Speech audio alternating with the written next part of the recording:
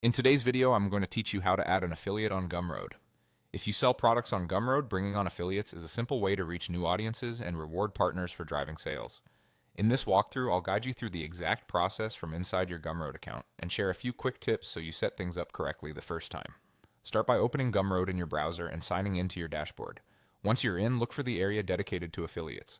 Depending on the current layout, this may appear in your main sidebar or within your settings. If the interface has shifted since you last visited, don't worry. Search for affiliates in the dashboard navigation and you'll land in the right place. Inside the affiliates section, you'll see an option to add a new affiliate. Click the button that says Add an Affiliate.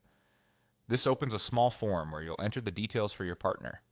First, type in the email address of your affiliate. And this is important because Gumroad uses the email to connect the affiliate to your store and track their referrals.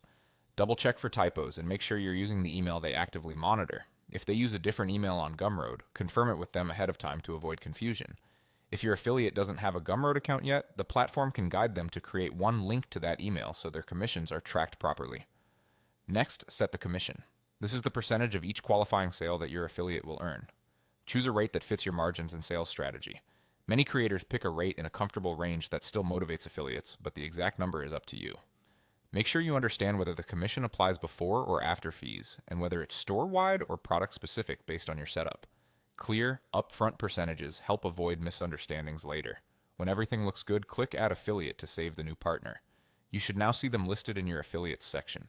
If you encounter an error, check the email formatting and confirm you've entered a valid commission value. After the affiliate is added, they'll be able to access the tools they need on their end to promote your products and earn commissions. That's it, you're done.